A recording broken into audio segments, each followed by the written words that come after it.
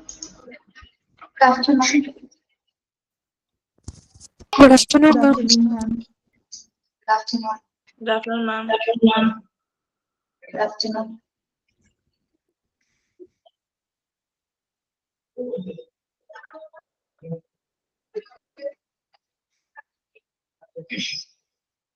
Good afternoon, ma'am. Good afternoon.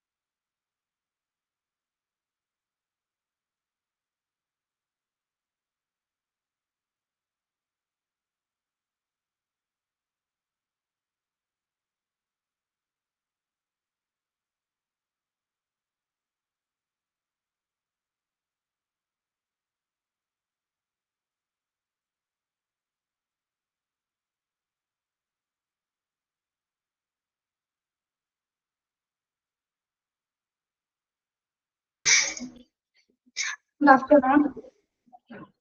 നമ്മൾ കഴിഞ്ഞ ക്ലാസ്സിൽ ഒരു ചാപ്റ്റർ സ്റ്റാർട്ട് ചെയ്തിരുന്നില്ലേ, HMIS. അത് അപർണ മിസ് കണ്ടിന്യൂ ആട്ടോ. അത് ജസ്റ്റ് ഒന്ന് തുടങ്ങിയല്ലേ ഉള്ളൂ. ഓർമ്മയുണ്ടോ?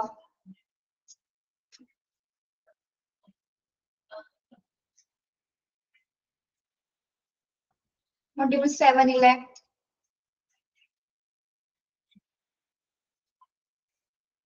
ഹോസ്പിറ്റൽ മാനേജ്മെന്റ് സിസ്റ്റം അത് അപർണ മിസ് കണ്ടിന്യൂ ചെയ്യും കേട്ടോ. ഓക്കെ, നമ്മൾ ഇന്ന് ചാപ്റ്റർ 8 ആണ് എടുക്കുന്നത്, ജനറൽ ടേംസ്. പിന്നെ ഈ കോഡ് എന്നുള്ള ചാപ്റ്റർ ആരെങ്കിലും എടുത്തോ? നിങ്ങൾക്ക് കംപ്ലീറ്റഡ് ആണോ കോഡ്സിന്റെ ചാപ്റ്റർ? എടുത്തോ? സ്റ്റാർട്ട് ചെയ്തു? ഓക്കെ.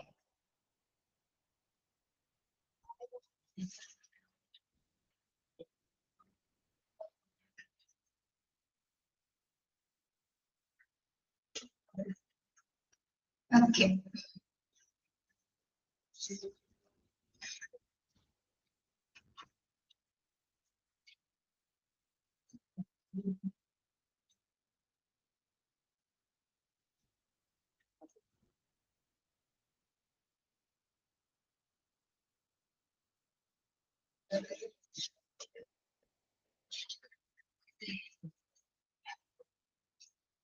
യെസ്. PDF എല്ലാവർക്കും കാണാലോ. ജനറൽ ടേംസ് ആണ് നമ്മൾ എടുക്കുന്നത്.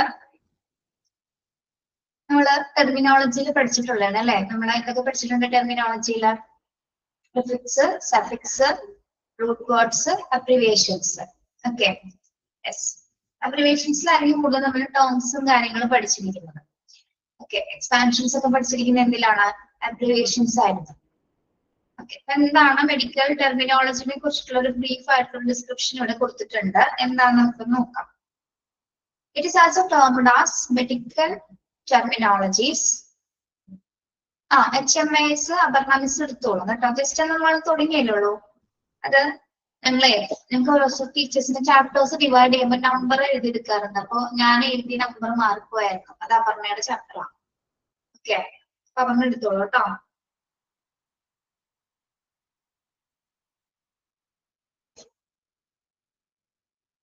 General terms നോക്കാം. It is also termed as medical terminologies. Medical terminology refers to the vocabulary that medical professionals use to describe the body, what it does, diseases that impact it, and procedures to correct it, enabling precise communication among practitioners.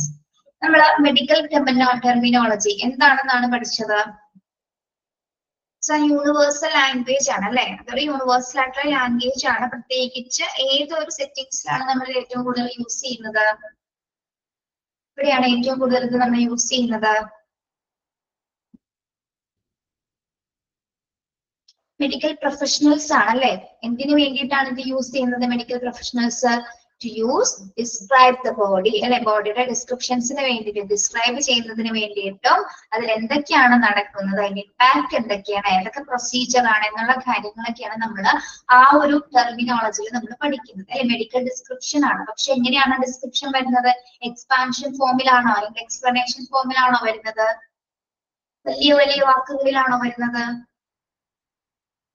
അല്ല അല്ലെ? ചെറിയ ടേംസിലാണ് അത് രൂപപ്പെടുന്നത്. അതിനാണ് നമ്മൾ കോഡ്സുകളും ടേംസിലാണ് അത് രൂപപ്പെടുന്നത്. Okay, ഇതായത് ചെറിയൊരു വാക്കുകൾ കൊണ്ട് തന്നെ വലിയൊരു കണ്ടീഷനെ നമുക്ക് ഡിസ്ക്രൈബ് ചെയ്യാനായിട്ട് പറ്റും അല്ലെ?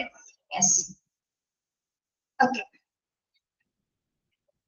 യെസ്. മാത്രമല്ല ഹെൽത്ത് കെയർ സെറ്റിംഗ്സിലെ ഡോക്ടർ പ്രൊഫഷണലെ സംബന്ധിച്ചിടത്തോളം അവർക്ക് ഈസി ആയിട്ടൊരു കമ്മ്യൂണിക്കേഷൻസിന്, അതായത് ഒരു രോഗിയുടെ ഡീറ്റെയിൽസ്, മെഡിക്കൽ ഹിസ്റ്ററിനെ കുറിച്ചിട്ടുള്ള ഡീറ്റെയിൽ എക്സ്പ്ലനേഷൻസ് ഇല്ലാതെ തന്നെ എന്താണ് ഈസി ആയിട്ട് കമ്മ്യൂണിക്കേറ്റ് ചെയ്യാൻ, ചില ടേംസുകൾ ഉപയോഗിച്ചുകൊണ്ട് ഈസി ആയിട്ട് കമ്മ്യൂണിക്കേറ്റ് ചെയ്യാനായിട്ട് അവർക്ക് വളരെയധികം സഹായിക്കും.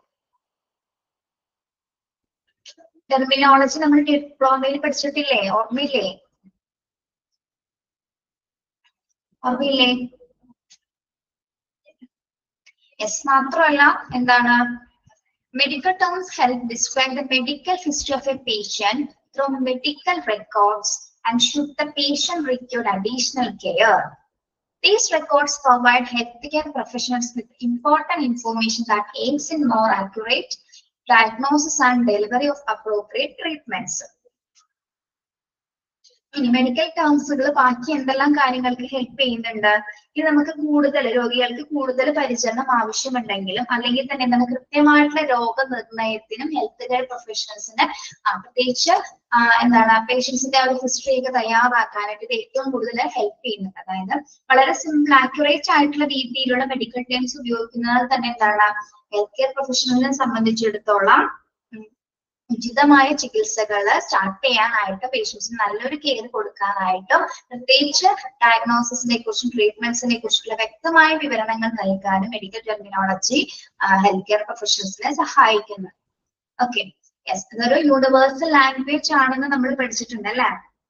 ഡിപ്ലോമയിൽ പഠിച്ചിട്ടുണ്ട്. യൂണിവേഴ്സൽ ആയിട്ട് നമ്മൾ ഈസി കമ്മ്യൂണിക്കേഷൻസിന് വേണ്ടിയിട്ടാണ് ഇത്തരം രീതിയിലുള്ള ടേംസുകൾ നമ്മൾ യൂസ് ചെയ്യുന്നത്. Okay, yes. ഒരു രോഗത്തെ കുറിച്ചും രോഗാവസ്ഥയെ കുറിച്ചിട്ടും ഒക്കെ നമ്മൾ പഠിക്കുന്നതിന് വേണ്ടിയിട്ട് മെഡിക്കൽ പ്രൊഫഷണൽസ് തയ്യാറാക്കിയിരിക്കുന്ന ഒരു ലാംഗ്വേജ് ആണ് ഇത് മെഡിക്കൽ ടെർമിനോളജി എന്ന് പറയുന്നത്. Okay, yes. മനസ്സിലായോ ഇൻട്രൊഡക്ഷൻ?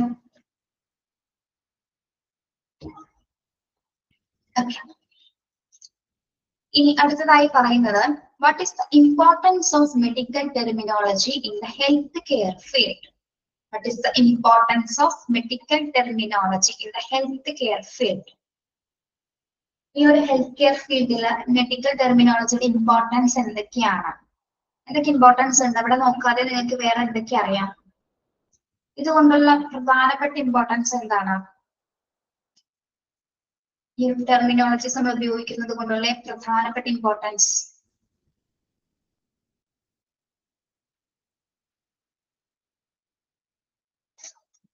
ഏറ്റവും ആദ്യം തന്നെ പറയാം, പേഷ്യന്റ് കെയർ നല്ല രീതിയിൽ ഇംപ്രൂവ് ചെയ്യാനായിട്ട് സാധിക്കും അല്ലെ? നല്ല രീതിയിലുള്ള പേഷ്യന്റ് കെയർ കൊടുക്കാനും നല്ല രീതിയിൽ ഡയഗ്നോസിസ് ചെയ്യാനായിട്ടും അതേപോലെ തന്നെ എന്താണ് ആ പേഷ്യൻസിന്റെ സാറ്റിസ്ഫാക്ഷൻ ഇംപ്രൂവ് ചെയ്യാനൊക്കെ ഇത് സഹായിക്കും. മാത്രമല്ല ഈസി ആയിട്ട് കമ്മ്യൂണിക്കേറ്റ് ചെയ്യാൻ പറ്റും. ഒരു രോഗത്തെ കുറിച്ച് ഡീറ്റെയിൽ എക്സ്പ്ലനേഷൻസ് കൊടുക്കാതെ ചില വാക്കുകളിലൂടെ ചെറിയ രീതിയിൽ ഷോർട്ട് ഫോംസിലൂടെ നമുക്ക് എന്താണ് ഇത് അനായാസം തന്നെ ക്യാച്ച് ചെയ്യാനായിട്ടും ആക്സസ് ചെയ്യാനായിട്ടും സാധിക്കുന്നു. Okay, yes. അതുപോലെ തന്നെ മെഡിക്കേഷൻസ് എഴുതുന്ന സമയത്ത് ഡീറ്റെയിൽ എക്സ്പ്ലനേഷൻസിന്റെ കാര്യങ്ങളാണ് വരുന്നത് അല്ലെ. ചെറിയ ടേംസുകളായതുകൊണ്ട് തന്നെ ഈസി ആയിട്ട് നമുക്ക് മനസ്സിലാവുന്ന രീതിയിൽ ക്രിയേറ്റ് ചെയ്യാനായിട്ട് സഹായിക്കും. ഓക്കെ, അപ്പൊ ഇവിടെ കൊടുത്തിരിക്കുന്ന ഇമ്പോർട്ടൻസ് എന്തൊക്കെയാണെന്ന് നോക്കാം. ഹെൽത്ത് കെയർ ഫീൽഡിൽ മെഡിക്കൽ ടെർമിനോളജിയുടെ ഇമ്പോർട്ടൻസ് എന്തൊക്കെയാണ്? Improve patient care. Often patient do not understand the terminology that doctors use when discussing their condition on their treatments. അപ്പോൾ ഹെൽത്ത് കെയർ ഫീൽഡിൽ ഏറ്റവും പ്രാധാന്യം എന്ന് പറയുന്നത് ഒന്ന് പേഷ്യന്റ് കെയർ ഇംപ്രൂവ് ചെയ്യാൻ സഹായിക്കും. മാത്രമല്ല ഇവിടെ ഒരു കാര്യം പറയുന്നത് often patient do not understand the terminology that doctors use when discussing their condition or their treatment. ഒരു പേഷ്യന്റിന്റെ മുന്നിൽ വെച്ച് എന്താണ് ഇപ്പൊ ഒരു ഡോക്ടർ ആളുടെ കണ്ടീഷനെ കുറിച്ച് ഡിസ്കസ് ചെയ്താൽ ഇപ്പൊ നമുക്ക് മനസ്സിലാവോ അത് എന്താണ് അവർ പറയണേന്ന്? നമുക്ക് മനസ്സിലാവാറുണ്ട്. അവർ കമ്മ്യൂണിക്കേറ്റ് ചെയ്യും. ഒരു രോഗത്തെ പറ്റി അവർ കമ്മ്യൂണിക്കേറ്റ് ചെയ്തുകൊണ്ടിരിക്കും. ചില വാക്കുകൾ ചെറിയ രീതിയിൽ ചില ടേംസ് ഉപയോഗിച്ച് ചില കോഡുകൾ ഉപയോഗിച്ചുകൊണ്ട് എന്താണ് അവരത് പറയും അല്ലെ. നമ്മുടെ മുമ്പിൽ നിന്ന് തന്നെ ഡിസ്കസ് ചെയ്യും. ഓക്കെ, ആ ഒരു സമയത്ത് നമുക്കത് മനസ്സിലാവില്ല. എന്തുകൊണ്ടാണ് മനസ്സിലാവാത്തത്? ധാരാളം ഉപയോഗിക്കുന്നത് ഈ ഒരു വാക്കുകള് മെഡിക്കൽ പ്രൊഫഷണൽസ് മാത്രമാണ് മെഡിക്കൽ ടെർമിനോളജി ഉപയോഗിക്കുന്നത് അല്ലെ. പ്രത്യേകിച്ച് അത്തരം ചില അവസ്ഥകളുടെയൊക്കെ കണ്ടീഷൻസ് എപ്പോഴും സെക്യൂറും ആക്കി വെക്കുന്നതിന് വേണ്ടിയിട്ട് തന്നെ എന്താണ് അത്തരം ഇൻഫോർമേഷൻസ് അവർക്ക് മാത്രം അറിയാൻ പറ്റുള്ളൂ അല്ലെ. അതായത് ഒരു രോഗിയുടെ അവസ്ഥ എന്താണെന്നുള്ളത് അവര് മാത്രം മെഡിക്കൽ പ്രൊഫഷണൽസ് മാത്രം ഡിസ്കസ് ചെയ്യുള്ളൂ അല്ലെ. അല്ലാതെ മറ്റുള്ളവർക്ക് ആ ഒരു ഇൻഫോർമേഷൻസ് അറിയാനായിട്ട് സാധിക്കില്ല.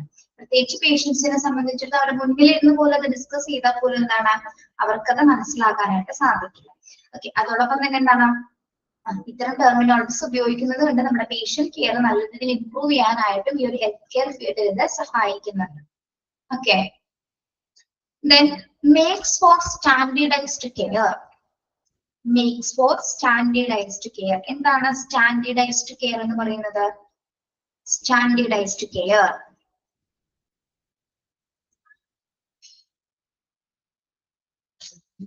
സ്റ്റാൻഡേർഡൈസ്ഡ് എന്ന് പറഞ്ഞാൽ എന്താ? ഏറ്റവും സ്റ്റാൻഡേർഡ് ആയിട്ടുള്ള പരിചരണം ഉറപ്പുവരുത്തുന്നത് അല്ലെ. ഏറ്റവും ക്വാളിറ്റി ഉള്ള ഒരു പരിചരണം ഉറപ്പുവരുത്താനായിട്ട് ടെർമിനോളജി മെഡിക്കൽ ടെർമിനോളജി സഹായിക്കുന്നു അല്ലെ. ഓക്കെ, ഉയർന്ന ഗുണനിലവാരമുള്ള കെയർ കൊടുക്കാനായിട്ട് മെഡിക്കൽ ടെർമിനോളജി പ്രത്യേകിച്ച് ഈ ഒരു ഹെൽത്ത് കെയർ ഫീൽഡില് സഹായിക്കുന്നുണ്ട്. ഓക്കെ, അതൊരു വളരെ ഇമ്പോർട്ടന്റ് ആയിട്ട് പറയാനുള്ള പോയിന്റ് ആണ്. പിന്നെ എന്താണ് improved patient safety. Improved patient safety. ഇവിടെ ഇംപ്രൂവ്ഡ് പേഷ്യന്റ് സേഫ്റ്റി എന്ന് പറയുന്നത് എന്തുകൊണ്ടാണ്? ഇവിടെ നമ്മൾ ഉപയോഗിക്കുന്ന ഇപ്പം ഓരോ പേഷ്യന്റിന്റെ കണ്ടീഷൻസിനെ കുറിച്ച് ഒരു ചാർട്ടിൽ ക്രിയേറ്റ് ചെയ്യുന്ന സമയത്ത് ചാർട്ടൊക്കെ എഴുതുന്ന സമയത്ത് എന്താണ് ആ ടേം വ്യക്തമായിട്ടായിരിക്കും എഴുതുന്നത്. ആളുടെ അവസ്ഥ എന്താണെന്ന് വ്യക്തമായിട്ട് എഴുതും. അതേപോലെ തന്നെ മെഡിക്കേഷൻസ് ഒക്കെ പ്രൊവൈഡ് ചെയ്യുന്ന സമയത്ത് എന്താണ് ആക്യുറേറ്റ് ആയിട്ടും എഫിഷ്യന്റ് ആയിട്ടുള്ള രീതിയിലായിരിക്കും ഇത് ക്രിയേറ്റ് ചെയ്യുന്നത്. ഓക്കെ, അതായത് ഓരോ പേഷ്യന്റിന്റെ സുരക്ഷിതത്വം ഉറപ്പുവരുത്തിക്കൊണ്ട് തന്നെ ആളുടെ അവസ്ഥ എന്താണോ ഡയഗ്നോസിസിൽ കണ്ടിരിക്കുന്ന അവസ്ഥ എന്താണോ അതിന് ആപ്റ്റ് ആയിട്ടുള്ള രീതിയിലുള്ള ട്രീറ്റ്മെന്റ് കൊടുക്കാനും ആ ട്രീറ്റ്മെന്റ് കൊടുക്കുന്ന എങ്ങനെയാണ് കൃത്യമായിട്ടുള്ള രീതിയിലുള്ള ടെർമിനോളജി യൂസ് ചെയ്തിട്ട് ആളുടെ കണ്ടീഷൻസ് ഒക്കെ കൃത്യമായിട്ട് രേഖപ്പെടുത്തിയിട്ടായിരിക്കുള്ളൂ ആളുടെ സുരക്ഷിതത്വം ഉറപ്പുവരുത്തുന്നത്. ഓക്കെ, അപ്പൊ മെഡിക്കൽ ടെർമിനോളജി ഉപയോഗിക്കുന്നത് കൊണ്ട് തന്നെ എന്താണ് പേഷ്യന്റിന്റെ സേഫ്റ്റി ഇംപ്രൂവ് ചെയ്യാനായിട്ട് സഹായിക്കും. ഇവിടെ എഴുതുന്ന ഒരു പദങ്ങളും സെറ്റ് ആവില്ല അല്ലെ. മെഡിക്കൽ ടെർമിനോളജിസ്റ്റ് ഉപയോഗിക്കുന്ന ടേംസുകളൊന്നും തന്നെ ഒരിക്കലും എന്താണ് തെറ്റായ പദങ്ങളും ഒരു മെഡിക്കൽ പ്രാക്ടീഷണേഴ്സും ഉപയോഗിക്കില്ല. ആപ്റ്റ് ആയിട്ടുള്ള വാക്കുകൾ മാത്രമായിരിക്കും ഇവിടെ യൂസ് ചെയ്യുന്നത്. അതിനാൽ തന്നെ പേഷ്യൻസിന്റെ സുരക്ഷിതത്വം ഉറപ്പുവരുത്തിക്കൊണ്ടുള്ള വാക്കുകളായിരിക്കും അല്ലെങ്കിൽ ടെർമിനോളജീസ് ആയിരിക്കും യൂസ് ചെയ്യുന്നത്. More efficiency in health care. അടുത്ത ഇമ്പോർട്ടൻസ് എന്താണ്? More efficiency in health care. ആരോഗ്യ സംരക്ഷണ മേഖലയിൽ കൂടുതൽ കാര്യക്ഷമമായിട്ടുള്ള ഒരു സപ്പോർട്ട് വഹിക്കുന്നത് അല്ലെങ്കിൽ എന്താണ് മോർ എഫിഷ്യൻസി എന്നിവിടെ സൂചിപ്പിക്കുന്ന പദം എന്തിനെയാണ്? ആരോഗ്യ സംരക്ഷണത്തിൽ കൂടുതലുള്ള കാര്യക്ഷമത വർദ്ധിപ്പിക്കുന്നു അല്ലെ. ഇത്തരം മെഡിക്കൽ ടെർമിനോളജീസുകൾ ഉപയോഗിക്കുന്നത് കൊണ്ട് തന്നെ ഹെൽത്ത് കെയർ മേഖലയിൽ തന്നെ എന്താണ് മെഡിക്കൽ പ്രൊഫഷണൽസിന് മാത്രമല്ല ആ ഒരു ഫീൽഡ് മുഖാന്തരം ആ ഫീൽഡിൽ കംപ്ലീറ്റ് ആയിട്ട് നമുക്ക് എന്താണ് ഒരു എഫിഷ്യൻസി വർദ്ധിപ്പിക്കാനായിട്ടും ഈ ഒരു മെഡിക്കൽ ടെർമിനോളജി സഹായിക്കുന്നത്. Okay, yes. അപ്പോ ഫസ്റ്റ് വരുന്ന ഇമ്പോർട്ടൻസ് എന്തൊക്കെയായിരുന്നു? ഇംപ്രൂവ് പേഷ്യന്റ് കെയർ, അല്ലെ പേഷ്യന്റ് കെയർ ഇംപ്രൂവ് ചെയ്യാൻ സാധിക്കുന്നു. പേഷ്യൻസിനെ കുറിച്ചിട്ടുള്ള ഡീറ്റെയിൽസ് ഡിസ്കസ് ചെയ്യുന്ന കണ്ടീഷൻസും ട്രീറ്റ്മെന്റുമായി ഡിസ്കസ് ചെയ്യുന്ന സമയത്ത് കൃത്യമായിട്ട് ആ പേഷ്യൻസിന് മനസ്സിലാകാത്ത രീതിയിലായിരിക്കും ഇത് ഡിസ്കസ് ചെയ്യുന്നത്. മനസ്സിലാക്കില്ല അല്ലെ, നമുക്കത് പറഞ്ഞു കഴിഞ്ഞാൽ എന്താണ് നമുക്ക് ക്യാച്ച് ചെയ്യാൻ പറ്റുമോ? ഒരു ഡോക്ടർ നമ്മുടെ അവസ്ഥയെ കുറിച്ച് പറയുന്ന സമയത്ത് മറ്റുള്ളവരുമായിട്ട് ഡിസ്കസ് ചെയ്യുന്ന സമയത്ത് നമുക്കത് അറിയാൻ പറ്റുമോ? ഇല്ല അല്ലെ. എന്തുകൊണ്ടാണ്? അത് അവർക്ക് മാത്രം അറിയാവുന്ന ലാംഗ്വേജ് ആണ്. അത് ഹെൽത്ത് കെയർ സെറ്റിംഗ്സിൽ മാത്രം ഉപയോഗിക്കുന്നതാണ്. അതാണ് അതിന്റെ സെക്യൂരിറ്റി എന്ന് പറയുന്നത്. അല്ലെ, ഏറ്റവും സെക്യൂർഡ് ആയിട്ടുള്ള രീതിയിലാണ് അവർ ഉപയോഗിക്കുന്നത്. Okay, yes. അതേപോലെ തന്നെ എന്താണ്, സ്റ്റാൻഡേർഡൈസ്ഡ് കെയർ ഉറപ്പുവരുത്താൻ സഹായിക്കുന്നു. പേഷ്യൻസിന്റെ സുരക്ഷിതത്വം ഉറപ്പുവരുത്താനും മൊത്തത്തില് ആരോഗ്യ മേഖലയുടെ എഫിഷ്യൻസി വർദ്ധിപ്പിക്കാനും മെഡിക്കൽ ടെർമിനോളജി സഹായിക്കുന്നുണ്ട്. Yes, okay.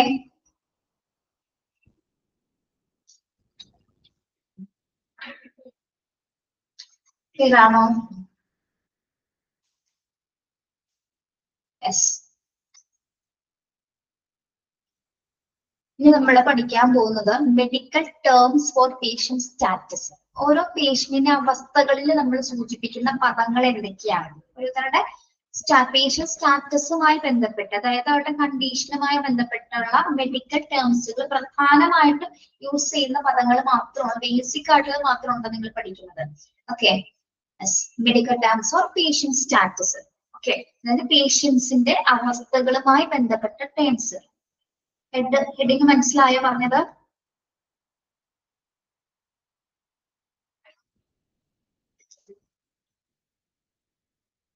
Okay, yes. അപ്പൊ 4-5 അവസ്ഥകളെ പറ്റി ഇവിടെ പറയുന്നുണ്ട്. ഒന്ന് acute, critical, inpatient, observation, out patient. ഇതെല്ലാം തന്നെ പേഷ്യന്റിന്റെ സ്റ്റാറ്റസുമായി ബന്ധപ്പെട്ട് നമ്മൾ യൂസ് ചെയ്യുന്ന കുറച്ച് ടേമുകളാണ്.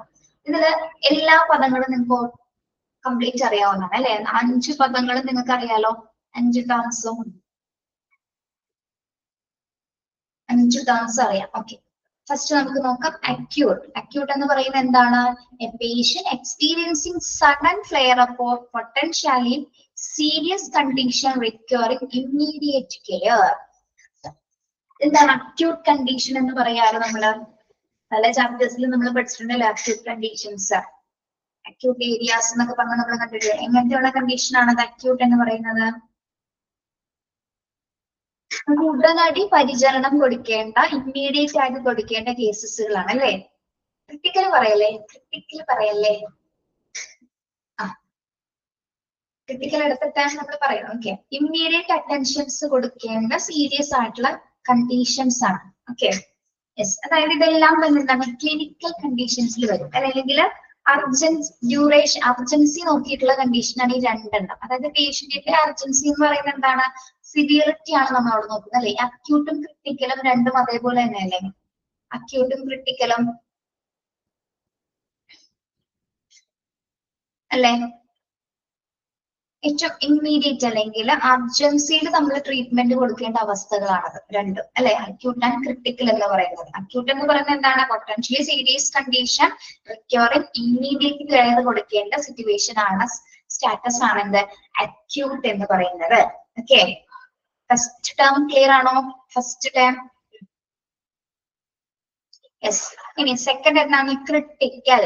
Patients' vital signs are abnormal and they may be unconscious. Critical എന്ന് നമ്മൾ എപ്പോഴാണ് ഏത് അവസ്ഥയിലാണ് പറയുന്നത്? Patients' vital signs are abnormal and they may be unconscious. Patientsന്റെ vital signs abnormal ആവുക എന്ന് പറഞ്ഞ എന്താ? അല്ലെങ്കിൽ they may be conscious എന്ന രീതിയിൽ ഉദ്ദേശിക്കുന്നത് എന്താണ്? വൈറ്റൽ സൈൻസ് അറിയാലോ. എന്തൊക്കെയാണ് വൈറ്റൽ സൈൻസ്? അതായത് ഈ ഒരു അവസ്ഥയിൽ ക്രിട്ടിക്കൽ സിറ്റുവേഷൻസിൽ രോഗിയുടെ ഈ vital science, BP, temperature, heart beats, saturation, ഇതിലൊക്കെ എന്തുണ്ടായിരിക്കും? നോർമൽ ആയിരിക്കോ? അബ്നോർമൽ വേരിയേഷൻസ് ആയിരിക്കും കാണിക്കുന്നത് അല്ലെ. യെസ്, രോഗി കോൺഷ്യസ് ആയിരിക്കില്ല, അൺകോൺഷ്യസ് സിറ്റുവേഷൻസിലേക്ക് പോയിക്കൊണ്ടിരിക്കുന്ന ഒരു കണ്ടീഷൻ ആണ് എന്ത്? ക്രിട്ടിക്കൽ സ്റ്റേജ് എന്ന് പറയുന്നത് അല്ലെ. ഓക്കെ, അക്യൂട്ട് സ്റ്റേജ് എന്ന് പറഞ്ഞാൽ നമ്മൾ ഇമ്മീഡിയറ്റ് ആയിട്ട് കെയർ കൊടുക്കണം അല്ലെ. Serious ആയിക്കൊണ്ടിരിക്കുന്ന conditions. ക്രിട്ടിക്കൽ എന്ന് പറഞ്ഞാല് അടുത്ത പോയിന്റിൽ എന്ത് വേണമെങ്കിലും സംഭവിക്കാം അല്ലെ. അതായത് ഈ വൈറ്റൽ സയൻസിലെല്ലാം തന്നെ വേരിയേഷൻസ് ചിലപ്പോ ഡെത്തിലേക്ക് പോകുന്ന ഒരു കണ്ടീഷൻസിലേക്ക് ആവാം അല്ലെ. പിന്നെ അത്ഭുതങ്ങൾ ക്രിട്ടിക്കൽ സ്റ്റേജിലാണ് എന്ത് സംഭവിക്കുന്നത്, അത്ഭുതങ്ങളൊക്കെ സംഭവിക്കുന്നത് അല്ലെ. ചിലപ്പോൾ രോഗി ചിലപ്പോൾ ഈ വൈറ്റൽ സയൻസിൽ വേരിയേഷൻസ് കുറഞ്ഞ് ആള് ചിലപ്പോൾ എന്താണ് നോർമൽ ആയെന്നൊക്കെ ഇരിക്കും. അതൊക്കെ ഓരോ കണ്ടീഷനെ ഡിപ്പെൻഡ് ചെയ്തിരിക്കും, ഓരോ പേഷ്യന്റിന്റെ സിറ്റുവേഷനെ ഡിപ്പെൻഡ് ചെയ്തിട്ടായിരിക്കും ഇരിക്കുന്നത്. ഓക്കെ, അപ്പൊ ഈ രണ്ടും പേഷ്യന്റിന്റെ സ്റ്റാറ്റസിലെ പ്രധാന രണ്ട് സ്റ്റാറ്റസുകളാണ് എന്ത്, അക്യൂട്ടും ക്രിട്ടിക്കൽ എന്നീ രണ്ട് ടേംസുകൾ. ഓക്കെ, മനസ്സിലായോ രണ്ടെണ്ണം? Next inpatient. അടുത്ത കണ്ടീഷൻ എന്താണ്, ഇൻപേഷ്യന്റ്. പേഷ്യന്റിന്റെ സ്റ്റാറ്റസ് നോക്കിയിട്ടാണ് നമ്മൾ ഇൻപേഷ്യന്റ് ആണോ ഔട്ട് പേഷ്യന്റ് ആണോ എന്ന് നോക്കുന്നത് അല്ലെ. ഓക്കെ, ഇൻപേഷ്യന്റ് എന്ന് പറയുന്ന ആരെയാണ് നമ്മുടെ status of patients who require hospital admission. Inpatient എന്ന് പറയുന്ന ആരെയാണ്, status of a patient who requires hospital admission. Inpatient എന്താണ്, ഇൻപേഷ്യന്റ് ഒക്കെ പഠിച്ചിട്ടുള്ളല്ലേ. അഡ്മിറ്റഡ് പേഷ്യൻസ് ആണ് അല്ലെ. അതായത് ആ പേഷ്യന്റിന്റെ സ്റ്റാറ്റസ് നോക്കുന്ന സമയത്ത് അഡ്മിറ്റ് ചെയ്യേണ്ട ആവശ്യാനുസരണം അഡ്മിറ്റ് ചെയ്യേണ്ട കേസസ് ആണെങ്കിൽ മാത്രമാണ് നമ്മൾ അവരെ ഏത് സ്റ്റാറ്റസ് ആയിട്ട് വിലയിരുത്തുന്നത്, ഏത് പേഷ്യന്റ് സ്റ്റാറ്റസിലാണ് അവിടെ നമ്മൾ കൺസിഡർ ചെയ്യുന്നത്, ഇൻപേഷ്യന്റ് ആയിട്ട് നമ്മൾ കൺസിഡർ ചെയ്യും അല്ലെ. യെസ്, അഡ്മിറ്റ് ആവേണ്ട കേസസുകളാണെങ്കിൽ ആ ഒരു സിറ്റുവേഷൻ ബേസിൽ ആ പേഷ്യന്റിന്റെ സ്റ്റാറ്റസ് നോക്കുന്ന സമയത്ത് അഡ്മിറ്റ് ആവേണ്ട കേസസിലുള്ള കാറ്റഗറിയാണ് എന്ത്, ആ ഒരു ടേം അവിടെ ഉപയോഗിക്കുന്നത് ഏതാണ്, നമ്മൾ ഇൻപേഷ്യന്റ് എന്ന രീതിയിൽ. ഓക്കെ, ക്ലിയർ ആണോ ഇൻപേഷ്യന്റ്?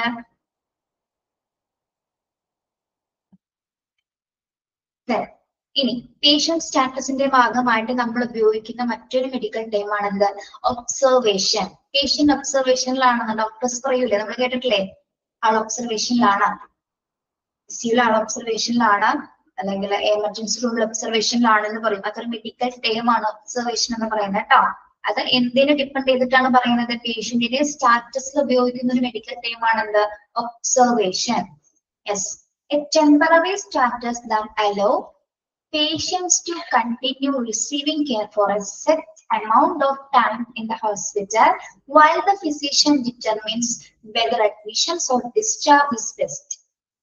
Okay, നിങ്ങൾ ഒബ്സർവേഷൻ ഒന്ന് വായിച്ചു നോക്കി, ഒബ്സർവേഷൻ ഒന്ന് വായിക്കൂ.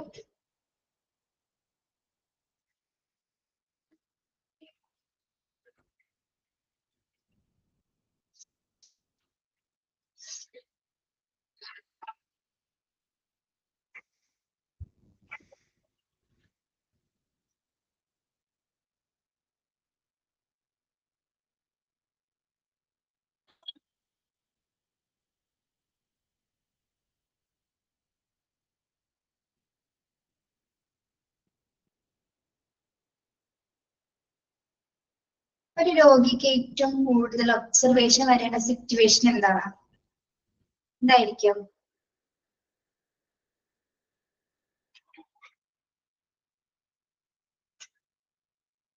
ഒരു രോഗിനെ നമ്മൾ അവിടെ അഡ്മിറ്റ് ചെയ്യണോ ഡിസ്ചാർജ് ചെയ്യണോ എന്നൊരു തീരുമാനമാണ് അവിടെ ഒബ്സർവേഷനിൽ നടക്കുന്നത് അല്ലെ. ആക്സിഡന്റ് കേസ് ആയിക്കോട്ടെ, എന്ത് കേസസ് ആണെങ്കിലും എന്താണ് ഒബ്സർവേഷന്റെ പ്രധാന അർത്ഥം എന്ന് പറഞ്ഞാൽ എന്താണ്, ആളെ നമ്മൾ അവിടെ അഡ്മിറ്റ് ചെയ്യണോ അല്ലെങ്കിൽ ഡിസ്ചാർജ് ചെയ്യണോ എന്ന് തീരുമാനിക്കുന്നതിന്റെ ഇടയിലുള്ള ആ ഒരു ചെറിയ ആ ഒരു നിരീക്ഷണമാണ് അല്ലെ. ആ ഒരു സമയത്ത് നടക്കുന്ന ഒരു ചെറിയൊരു പ്രോസസ്സാണ് ഒബ്സർവേഷൻ, ശരിയല്ലേ. നമ്മൾ ആളുടെ കണ്ടീഷൻ നോക്കിക്കൊണ്ടിരിക്കും, ഇംപ്രൂവ് ചെയ്യുന്നുണ്ടെങ്കിൽ അല്ലെങ്കിൽ ക്രിട്ടിക്കൽ ആയിക്കൊണ്ടിരിക്കുന്നുണ്ട്, മാറ്റമൊന്നും സംഭവിക്കുന്നില്ലെങ്കിൽ നമ്മൾ അയാൾ എന്ത് ചെയ്യും, അഡ്മിറ്റ് ചെയ്യാന്നുള്ള ഇതിലേക്ക് എത്തിച്ചേരും. പക്ഷെ ഓരോ മണിക്കൂർ കഴിയുന്നതിനനുസരിച്ച് 2 മണിക്കൂർ ഒബ്സർവേഷൻ ഒക്കെ ആണെങ്കിൽ 2 മണിക്കൂർ നമുക്ക് ആൾ സ്റ്റേബിൾ ആവുകയാണെങ്കിൽ ഡിസ്ചാർജ് ചെയ്യാന്നുള്ള ഇതിലേക്ക് നമ്മൾ എത്തിച്ചേരും അല്ലെ. യെസ്, അങ്ങനെയല്ലേ ചെയ്യാറ് നമ്മൾ ഒബ്സർവേഷൻ പറയുമ്പോ.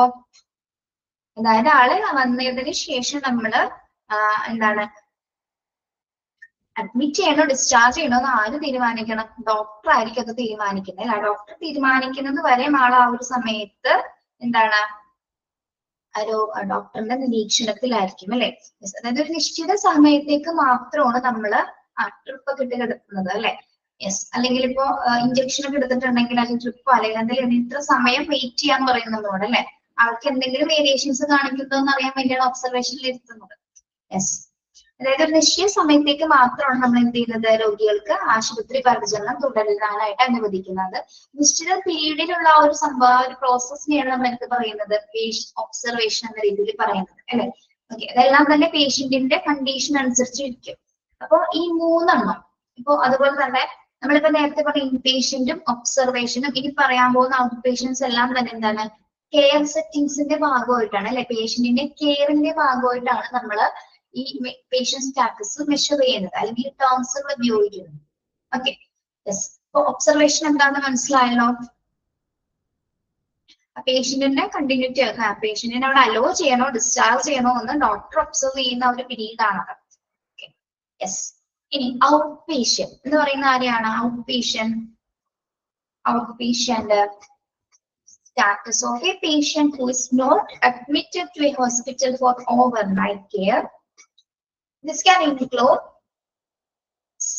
clinic visits, same-day surgeries, and one-day emergency room visit. Outpatients എന്ന് പറയുന്നത് എങ്ങനെയുള്ള കണ്ടീഷൻസിലാണ്? നമ്മൾ ആശുപത്രിയിൽ അഡ്മിറ്റ് ചെയ്യുന്ന കേസസ് ആണോ? അല്ല, നോട്ട് അഡ്മിറ്റഡ് കേസസ് ആണ് അല്ലെ. യെസ്. ചിലപ്പോ ഓവർനൈറ്റിൽ മാത്രം, ചിലപ്പോ എന്താണ് എന്തിന്റെ വിസിറ്റിന് വേണ്ടി മാത്രം വരുന്ന കേസസുകളാണ് ഔട്ട് പേഷ്യൻസ് എന്ന് പറയുന്ന സ്റ്റാറ്റസ്. എന്തിന്റെ വിസിറ്റിന് മാത്രമാണ് വരുന്നത് പേഷ്യൻസ്?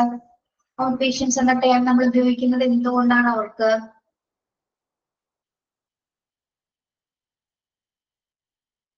നമ്മൾ രാത്രി കാലങ്ങളിൽ കംപ്ലീറ്റ് ആയിട്ട് അവിടെ നമ്മൾ ആളെ പരിചരിക്കുന്നില്ല. ഓവർനൈറ്റ് ആൾക്ക് നമ്മൾ കെയർ കൊടുക്കുന്നത്. അഡ്മിറ്റ് ചെയ്യുമ്പോഴല്ലേ ഓവർനൈറ്റ് പരിചരണം കൊടുക്കാന്ന് പറയുന്നത്. ഇവിടെ എന്താണ് ഇത്? ചിലപ്പോൾ ഒരു ക്ലിനിക്കൽ വിസിറ്റ് മാത്രമായിരിക്കും, അല്ലെങ്കിൽ സെയിം ഡേ സർജറീസ് ഒക്കെ ചെയ്യുന്ന ചെറിയ സർജറീസിന് മാത്രം വന്നു പോകുന്നു അല്ലെ, ചികിത്സ തേടി മരുന്ന് വാങ്ങി പോകുന്ന കാറ്റഗറീസ് അല്ലെ. അല്ലെങ്കിൽ ഒരു വൺ ഡേ എമർജൻസി റൂം വിസിറ്റിന് മാത്രം വരുന്ന പേഷ്യൻസ് ആണ് എന്ത് ഔട്ട് പേഷ്യൻസ് എന്ന് പറയുന്നത്. അതും ഒരു പേഷ്യന്റ് സ്റ്റാറ്റസ് ആണ്. ആ ഒരു സിറ്റുവേഷൻസിൽ പേഷ്യന്റ്, അതായത് മരുന്ന് ജസ്റ്റ് ഡോക്ടേഴ്സിനെ കണ്ട് ജസ്റ്റ് ഒരു ടെസ്റ്റും കാര്യങ്ങളൊക്കെ ചെയ്തിട്ട് അന്ന് തന്നെ തിരിച്ചു പോകുന്ന കാറ്റഗറി ഓഫ് പേഷ്യൻസ് ആണ് എന്തിൽ വരുന്നത്? ഔട്ട് പേഷ്യന്റ് സ്റ്റാറ്റസിൽ വരുന്നത് കേട്ടോ. അപ്പൊ നമ്മൾ പ്രധാനമായിട്ട് പേഷ്യന്റ് സ്റ്റാറ്റസിന് വേണ്ടി ഉപയോഗിക്കുന്ന മെഡിക്കൽ ടേംസുകളാണ് എന്ത്? Acute, critical, inpatient, observation and out patient എന്ന് പറയുന്നത്. Okay, yes. മനസ്സിലായോ? 5 പോയിന്റ്സുകളും 5 ടേമുകൾ മനസ്സിലായോ?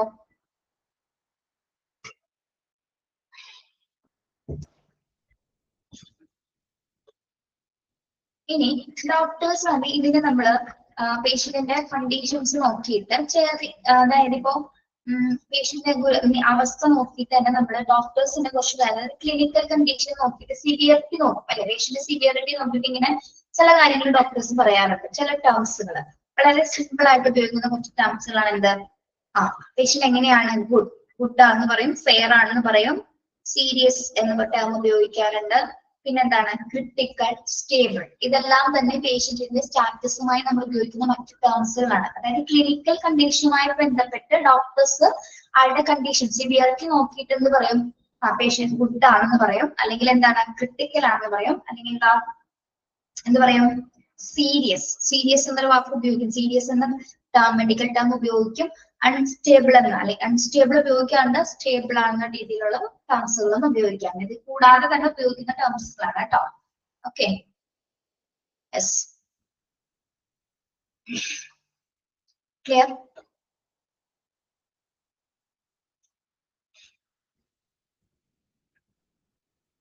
Okay,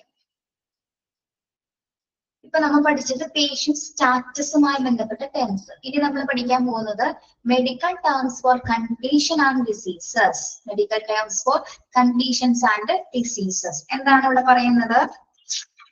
medical terms four conditions and diseases. ഓരോ രോഗാവസ്ഥകളും അസുഖങ്ങളെയും പറ്റിയുള്ള അവിടെ ഉപയോഗിക്കുന്ന മെഡിക്കൽ ടേംസുകൾ ഏതൊക്കെയാണ് കേട്ടോ. Okay, yes. ഫസ്റ്റ് വൺ എന്താണ്? അബ്രാഷൻ. അബ്രാഷൻ കേട്ടിട്ടുണ്ടോ? അബ്രാഷൻ ഉണ്ട്. എന്താണ് അബ്രാഷൻ എന്ന് പറയുന്നത്?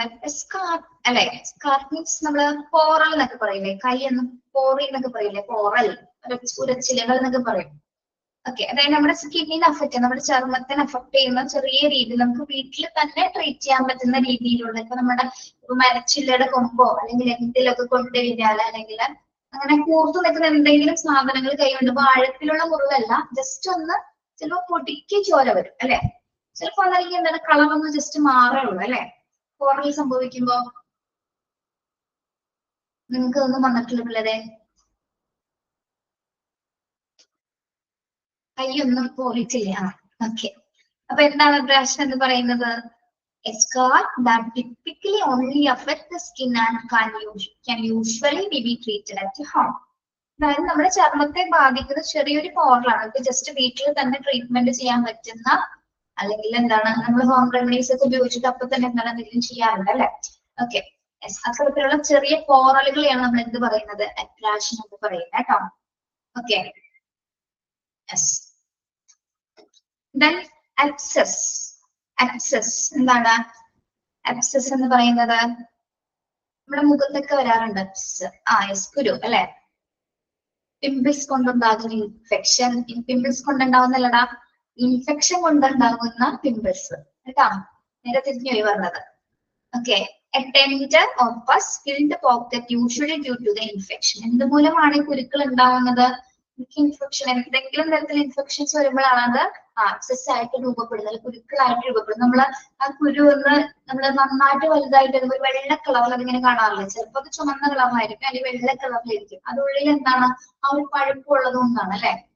ഇൻഫെക്റ്റഡ് ആയിട്ട് അതിങ്ങനെ ചിലപ്പോൾ നല്ല വേദനയായിരിക്കും അല്ലെ ആ കുരുവിലേക്ക്. ഇപ്പൊ ഒരു വന്നേക്ക് ഉള്ളിൽ തന്നെ നമുക്ക് ചിലപ്പോൾ പെയിൻ തുടങ്ങും. എന്റെ മുഖത്ത് കുരു വരാറുള്ളൂ, ഒന്നും വരാറില്ല. നമുക്ക് വെള്ള കാലത്ത് നമ്മുടെ നമുക്ക് പീരീഡ് സെക്ഷനിലാണല്ലോ കുരു വന്നത്, അപ്പൊ വരാറുണ്ടോ? അത് വന്നാൽ മാത്രമേ ഒരു പെയിൻ ഉണ്ടാവും, അല്ലാതെ എനിക്ക് ഇതിൽ വന്നിട്ടില്ല. അങ്ങനെ ഞാൻ കണ്ടവരുടെ കാര്യം പറയണം കേട്ടോ. അവരെന്ന് വെച്ചാൽ ചിലപ്പോൾ ചിലർക്ക് എന്താണ് അമിതമായിട്ട് ഇൻഫെക്ഷൻ മൂലം നല്ല രീതിയിൽ കുരുക്കൾ വരാറുണ്ട് അല്ലെ? ചിലരുടെ മുഖം അതേപോലെ തന്നെ ഭംഗിയായിട്ട് തോന്നാറുണ്ട്. അപ്പൊ അതൊരു ഇൻഫെക്ഷൻ മൂലമാണ് ഇത്തരം സിറ്റുവേഷൻ ഉണ്ടാവും. ഓക്കെ, അങ്ങനെയാണ് അബ്സെസ് എന്ന് പറയുന്നത് കേട്ടോ. നെക്സ്റ്റ് എന്താണ്? അക്യൂട്ട്. Acute എന്താണ്? Indicates a condition that starts suddenly, may be severe, but it is typically short-lived. Acute condition എന്ന് പറയുന്നത് എന്താണ്? നമ്മൾ acute പെട്ടെന്ന് തന്നെ സംഭവിക്കുന്നത് അല്ലെ? സഡൻലി ആണ്, സിവിയർ ആണ്, പക്ഷെ എന്താണ്? ടിപ്പിക്കലി ഷോർട്ട് ലിവ്ഡ് ആണ് അല്ലെ? ഒരു ഹ്രസ്വകാലത്തേക്ക് മാത്രം നീണ്ടു നിൽക്കും. ഹ്രസ്വകാലം, ടിപ്പിക്കലി ഷോർട്ട് ലിവ്ഡ് എന്ന് ഉദ്ദേശിക്കുന്നത് ഒരു കുറച്ച് പീരീഡിലേക്ക് മാത്രം നീണ്ടു നിൽക്കുന്ന ഒരു കണ്ടീഷൻ ആണ് എന്ത്? അക്യൂട്ട് കണ്ടീഷൻ എന്ന് പറയുന്നത്. ഓക്കെ. യെസ്. ഏതൊക്കെയാണ് ആദ്യം നോക്കിയത്? അബ്രാഷൻ മീൻസ് എന്താണ്? സ്കാർപ്പാണ് അല്ലെ? നമ്മുടെ ചർമ്മത്തിൽ ഉണ്ടാകുന്ന പോറലുകളാണ് അബ്രാഷൻ എന്ന് പറയുന്നത്.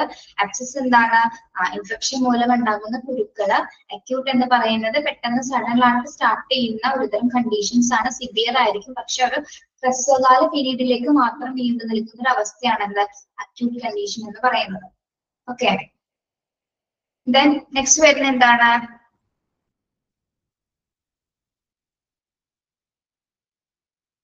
Aneurysm. Aneurysm എന്താണ്? A bulge in the wall of an artery that weakens the artery and can lead to rupture. എന്താണ് aneurysm എന്ന് പറയുന്നത്? നമ്മുടെ ആർട്ടറിയിൽ ഉണ്ടാകുന്ന, അല്ലെങ്കിൽ നമ്മുടെ ധമനിയിൽ ഉണ്ടാകുന്ന ഒരു തരം ബൾജ് ചെയ്യാന്ന് പറഞ്ഞാൽ എന്താ? ബൾജിങ് ചെയ്യാന്ന് പറയുന്നത് പൊങ്ങി വരില്ലേ? ബൾജ് ചെയ്തെടുക്കുക എന്ന് പറയുന്നത് എന്താ? അതായത് നമ്മുടെ ആർട്ടറി മീൻസ് നമ്മുടെ ധമനിയിലെ, ആ ധമനിയുടെ ആ ഭാഗത്ത് ആ ഒരു അവസ്ഥ അവിടെ എന്താണ്? ഒന്നില്ലെങ്കിൽ ആ ഒരു ധമനിയുടെ ഭാഗം ദുർബലപ്പെടുകയോ അല്ലെങ്കിൽ പൊട്ടിപ്പോകാനായിട്ട് നിൽക്കുന്ന, അല്ലെങ്കിൽ വിങ്ങി നിൽക്കുക എന്നൊക്കെ പറയില്ലേ നമ്മള്? വിങ്ങി നിൽക്കുന്ന ഒരു അവസ്ഥേനെയാണ് നമ്മൾ എന്ന് പറയുന്നത് ആർട്ടറിയുടെ ഭാഗമാണ് കേട്ടോ. ധമനിയുടെ ഭിത്തിയില് ബൾജിങ് വരുന്ന സിറ്റുവേഷൻ ആണ് എന്ത്? അനൂറിസം എന്ന് പറയുന്നത്. അപ്പൊ എന്താണ്? ആ ഒരു ആർട്ടറി ദുർബലമാകാനും അത് പൊട്ടിപ്പോകാനായിട്ടും സാധ്യതയുണ്ട്. ഓക്കെ. എന്താണ് aneurysm എന്ന് പറയുന്നത്? A bulge in the wall of an artery that weakens the artery and can lead to rupture. Okay. മനസ്സിലായോ?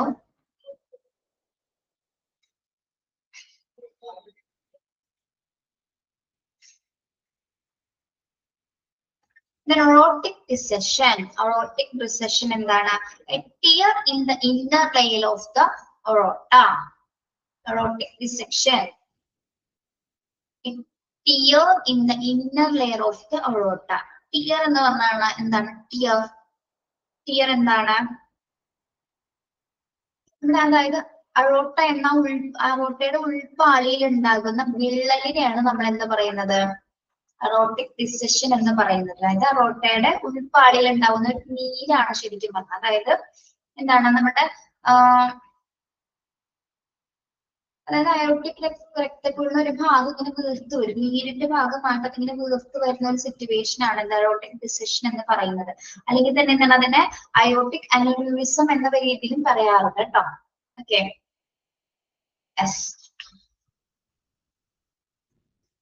മനസ്സിലായോ അയോട്ടിക് ഡിസെഷൻ എന്താണെന്ന്?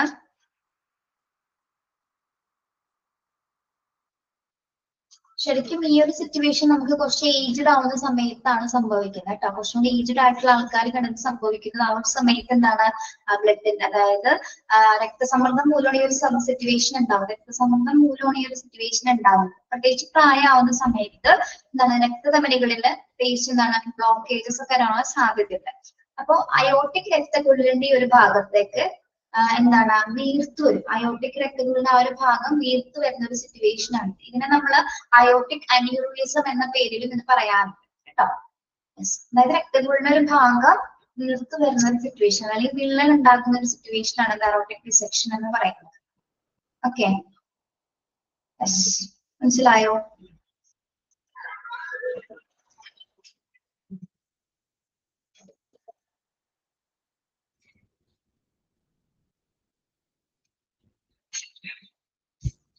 ക്ലിയർ ആയില്ല?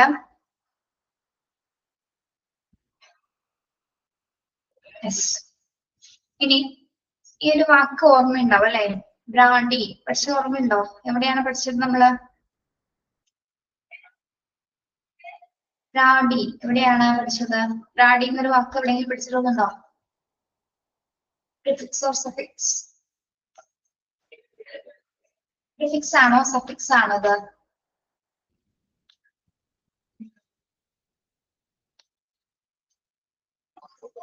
പ്രിഫിക്സ് നമ്മൾ എപ്പോ ചേർക്കുന്ന വാക്കാണ് പ്രിഫിക്സ്?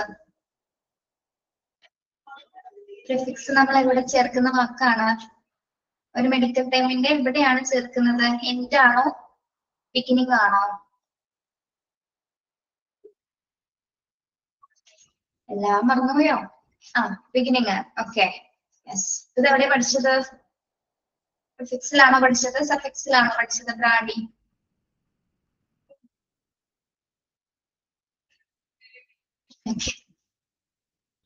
സഫിക്സ് എന്ന് പറയുന്നത് ending end of the word, prefix എന്ന് പറയുന്നത് ബിഗിനിങ് ഓഫ് ദി വേർഡ് അല്ലെ? Beginning of the medical term. Okay, yes. Okay okay, ചോദിച്ചിട്ടുള്ളൂ കേട്ടോ. ബ്രാഡികാർഡിയ എന്താണ്? എന്ത് സിറ്റുവേഷൻ ആണ് bradycardia? A slowing of the heart rate typically less than 60 beats per minute for adults. Bradycardia എന്ന് പറയുന്നത് എന്ത് situation ആണ്? ഹാർട്ട് റേറ്റ് ലോ ആകുന്നത് അല്ലെ? അതായത് ഹാർട്ട് എത്ര ബീറ്റ്സിൽ കുറവാണ്? ലെസ് ദാൻ 60 ബീറ്റ്സ് പെർ മിനിറ്റ്സില് കുറവാവുന്ന സമയത്ത് ഹൃദയസ്പന്ദനം കുറയുന്ന ഒരവസ്ഥ. ഒരു മിനിറ്റില് താഴെ 60, ഒരു മിനിറ്റില് അതായത് ഒരു മിനിറ്റിൽ 60 താഴെ വരുന്ന സിറ്റുവേഷൻ ആണ് എന്ത്? ബ്രാഡികാർഡിയ എന്ന് പറയുന്നത്. ഓക്കെ, ഹൃദയസ്പന്ദനം താഴ്ന്നു പോകുന്ന സിറ്റുവേഷൻ ഇത്രയേ ഉള്ളൂ കേട്ടോ.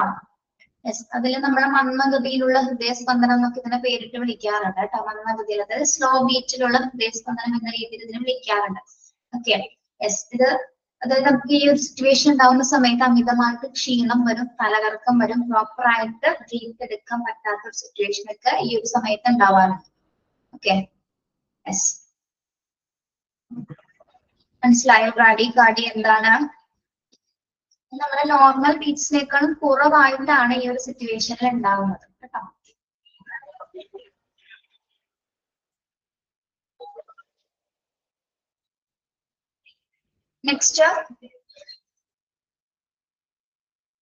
Next benign. ബെനിൻ എന്താണ്? Benign usually in reference to tumors or growth, meaning not cancerous or malignant. എന്താണ് ബെനിൻ എന്ന് പറയുന്നത്? ബെനിൻ എന്ന് പറയുന്നത് ബെനിൻ കേട്ടോ. ബെനിൻ എന്തായിരിക്കും ബെനിൻ? അതായത് നമ്മുടെ ശരീരത്തിന്റെ പെട്ടെന്ന് സ്പ്രെഡ് ആവാത്ത ട്യൂമർ ആണ് അല്ലെ? ക്യാൻസർ അല്ല, എന്നാൽ പോലും എന്താണ് ശരീരത്തിന്റെ മറ്റു ഭാഗങ്ങളിലേക്ക് സ്പ്രെഡ് ആവാത്ത അല്ലെങ്കിൽ രോഗം പകരാത്ത ക്യാൻസർ അല്ലാത്ത മുഴകളെ വിവരിക്കാനായിട്ട് ഉപയോഗിക്കുന്ന ഒരു ടേം ആണ് ബെനിൻ എന്ന് പറയുന്നത് കേട്ടോ.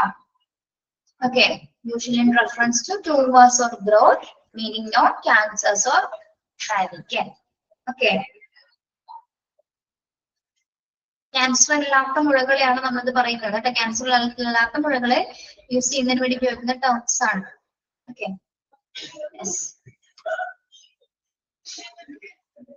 Then biopsy. Biopsy അറിയാലോ നിങ്ങൾക്ക്? Biopsy, a small sample of tissue that is taken for testing to discover the cause or extent of a disease. Biopsy എന്താണ്?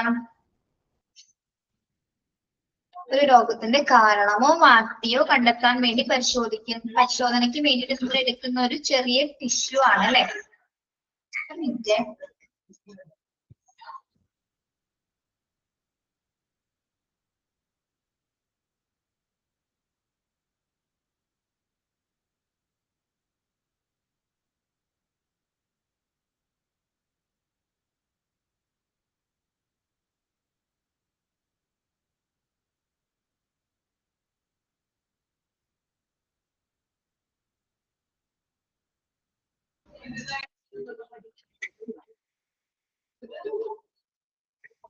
ബയോപ്സി എന്താണ്? സ്മോൾ സാമ്പിൾ ഓഫ് ടിഷ്യൂസ് ആണ് അല്ലെ. എന്തെങ്കിലും ഒരു രോഗത്തെ കണ്ടെത്തുന്നതിന് അതിന്റെ വ്യാപ്തി അറിയുന്നതിന് വേണ്ടിയിട്ട് നമ്മൾ എടുക്കുന്ന ഒരു ടിഷ്യൂസ് ആണ് എന്ത് ബയോപ്സി എന്ന് പറയുന്നത് അല്ലെ.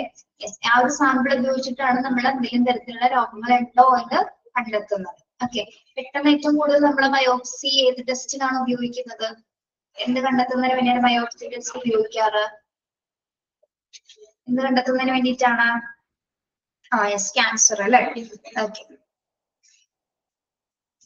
യെസ്, ടിഷ്യൂ സാമ്പിളുകളാണ് ബയോപ്സി എന്ന് പറയുന്നത് കേട്ടോ.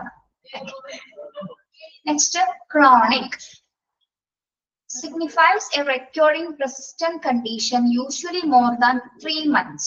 നമ്മൾ ക്രോണിക് കണ്ടീഷൻസ് എന്ന് പറയുമ്പോൾ എത്ര മാസം നീണ്ടു നിൽക്കുന്ന അവസ്ഥകളാണ് ക്രോണിക് ഇഷ്യൂസ് എന്നൊക്കെ പറയില്ലേ നമ്മള്? എത്ര മാസം നീണ്ടു നിൽക്കുന്നതാണ്? 3 മാസത്തിൽ കൂടുതൽ ആവർത്തിച്ചു നിൽക്കുന്ന അല്ലെ. ആവർത്തിച്ചു വരുന്ന സ്ഥിരമായിട്ടുള്ള കണ്ടീഷൻസിനാണ് നമ്മൾ ക്രോണിക് ഇഷ്യൂസ് എന്ന് പറയുന്നത്. 3 മാസത്തിൽ കൂടുതൽ ആവർത്തിച്ചു നിൽക്കുന്ന കണ്ടീഷൻസ് ആണ് എന്ത് ക്രോണിക് ഇഷ്യൂസ് എന്ന് പറയുന്നത്. ഓക്കെ. യെസ്, അറിയാലോ? ക്ലിയർ ആണോ അത് ക്രോണിക് വരെ? നെക്സ്റ്റ് എന്താണ്? Contusion. A bruise typically from impact or a force. Contusion എന്ന് പറയുന്നത് എന്താണ്? A bruise typically from impact or a force. എന്ത് മൂലമാണ് കൺട്യൂഷൻ ഉണ്ടാകുന്നത്? ഏതെങ്കിലും ഫോഴ്സിന്റെ അല്ലെങ്കിൽ എന്തെങ്കിലും ഒരു ഇമ്പാക്ട് മീൻസ് ആഘാതം മൂലമോ ഉണ്ടാകുന്ന ഒരു അവസ്ഥയാണ് എന്ത്? ഉണ്ടാകുന്ന ഒരു ചതവിനെയാണ് നമ്മൾ എന്ത് പറയുന്നത്? കൺട്യൂഷൻ. ഏതെങ്കിലും ഒരു ഫോഴ്സ് മൂലം അല്ലെങ്കിൽ എന്തെങ്കിലും ഇമ്പാക്ട് അല്ലെങ്കിൽ ആഘാതങ്ങൾ മൂലം ഉണ്ടാകുന്ന ഒരു ചതവാണെന്ത് കൺട്യൂഷൻ എന്ന് പറയുന്നത്. ഓക്കെ, മനസ്സിലായോ? അല്ലെങ്കിൽ എന്തെങ്കിലും ബലപ്രയോഗം ഉണ്ടാവില്ലേ? ഫോഴ്സ് ഉദ്ദേശിക്കുന്ന ബലപ്രയോഗത്തിനെയാണ് കേട്ടോ. അങ്ങനെ എന്തെങ്കിലുമൊക്കെ ഉണ്ടാവുന്ന സിറ്റുവേഷൻ ഉണ്ടാകുന്ന ചതവാണ് കൺട്യൂഷൻ എന്ന് പറയുന്നത്. ഓക്കെ, ഇനി ഈ ടേം നമ്മൾ പഠിച്ചിട്ടുണ്ട്. അടുത്തത് എന്താണ്? സയാനോ. ഓർമ്മയുണ്ടോ?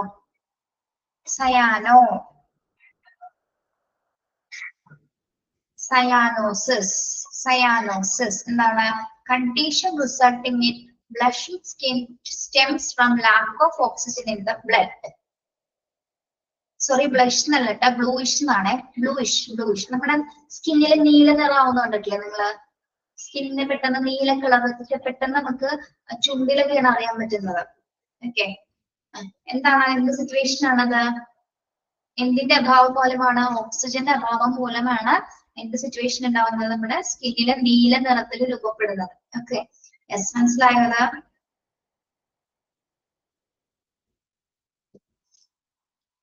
കണ്ടിട്ടുണ്ടോ നിങ്ങൾക്ക് ഈ ഒരു അവസ്ഥ?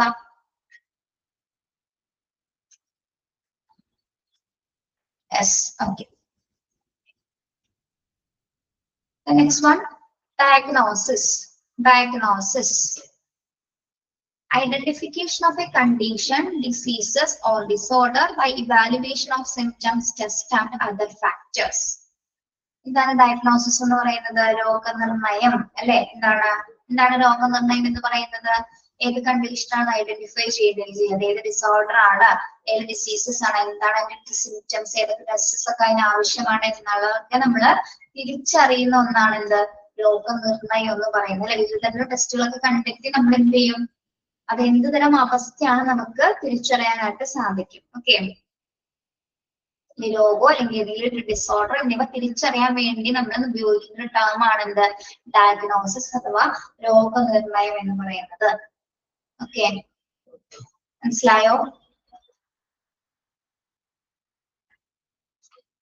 Okay, next one thrombosis. Thrombosis, a blood clot within a blood vessels that affects normal blood flow. A blood clot within a blood vessels that affects normal blood flow. എന്താണത് thrombosis എന്ന് പറയുന്നത്? രക്തക്കുഴലിൽ രക്തം കട്ട പിടിക്കുന്ന ഒരു അവസ്ഥയാണ് കേട്ടോ. ഓക്കെ, രക്തക്കുഴലില് രക്തം കട്ട പിടിക്കുന്ന ഒരു അവസ്ഥയാണ് എന്ത് അതായത് രക്തസിരകളില് വീക്കം സംഭവിക്കുന്ന ഒരു സിറ്റുവേഷൻ ആണ്. ഈ ഒരു സിറ്റുവേഷൻസിലാണ് നമുക്ക് ഹാർട്ട് അറ്റാക്ക് പോലുള്ള ആ ഒരു കണ്ടീഷൻസ് ഒക്കെ ഉണ്ടാവുന്നത്. ഓക്കെ, രക്തം കട്ട പിടിക്കുന്ന ആ ഒരു സിറ്റുവേഷൻസിൽ. Okay, blood clot within a blood cell vessels that affects normal blood flow. ഇത് അങ്ങനെ അഫക്ട് ചെയ്യുന്ന സമയത്ത് തന്നെ നോർമൽ ആയിട്ട് ബ്ലഡ് ഫ്ലോ ഉണ്ടാവോ? ഇല്ല, രക്തം കട്ട പിടിച്ചിരിക്കുന്നത് തന്നെ എന്താണ് നോർമൽ ബ്ലഡ് ഫ്ലോയിനെ ബ്രേക്ക് ചെയ്യുന്ന രീതിയിലായിരിക്കും ഒരു സിറ്റുവേഷൻ ഉണ്ടാവുന്നത്. അങ്ങനെയാണ് നമ്മൾ എന്ത് ടേമിൽ ഉപയോഗിക്കുന്നത് thrombosis എന്ന് പറയുന്നത്. മനസ്സിലായോ?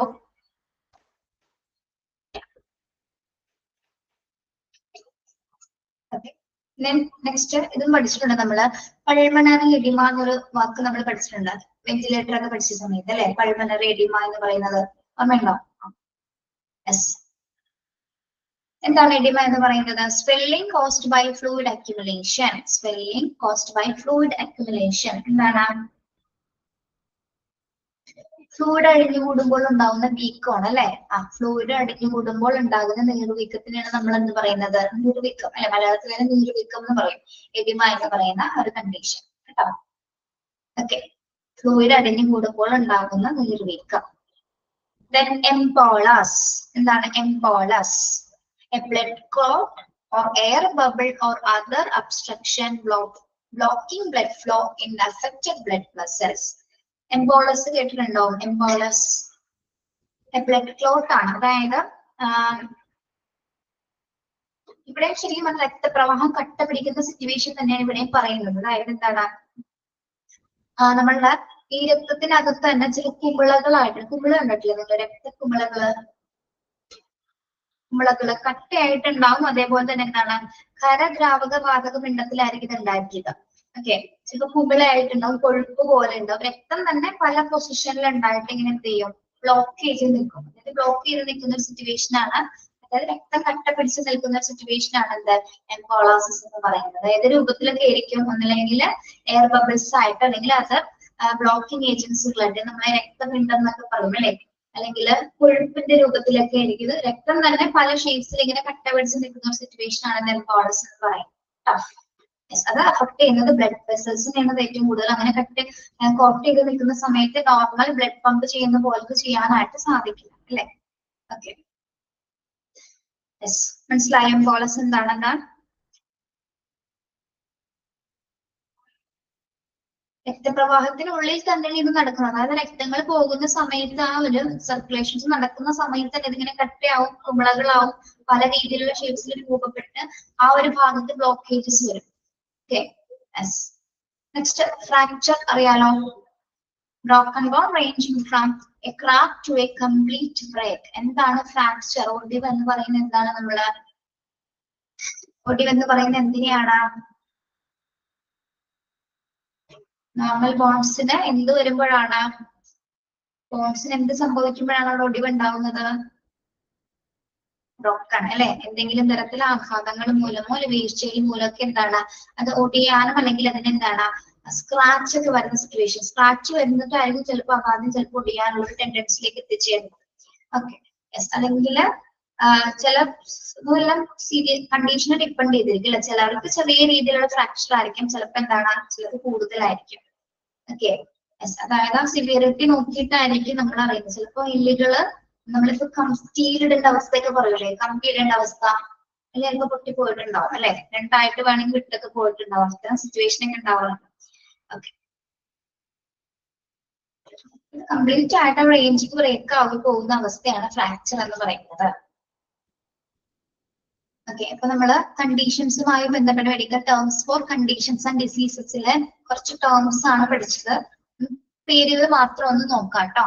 അപ്രാഷൻ, abscess, acute aneurysm, aortic dissection, bradycardia, engine, biopsy, chronic contusion, cyanosis, diagnosis, thrombosis, edema, embolas and fracture. Okay, ഇത്രയെടുത്ത കാര്യങ്ങൾ ഓക്കെ ആണോ? എന്തെങ്കിലും സംശയം അടുത്ത ക്ലാസ്സിൽ ചോദിക്കാം കേട്ടോ. Okay, thank you, have A nice day.